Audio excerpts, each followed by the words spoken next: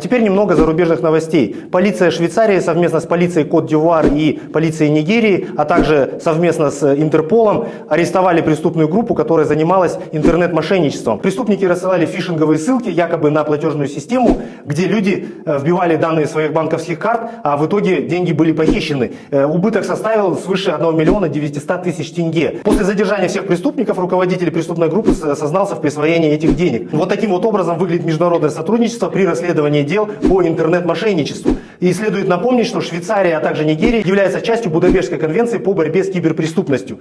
На сегодняшний день Казахстан также получил приглашение о вступлении в данную конвенцию, и хотелось бы, чтобы наши уполномоченные органы быстрее провели работу по гармонизации законодательства и иные формальные процедуры, чтобы Казахстан смог обмениваться с почти 7 десятками стран, членами этой конвенции, электронными доказательствами в режиме 24 часа в 7 дней в неделю. И, кстати, обмен электронными доказательствами будет касаться не только киберпреступлений, а также преступлений против личности, преступлений, связанных с терроризмом и отмыванием денег, что очень актуально для Казахстана на сегодняшний день.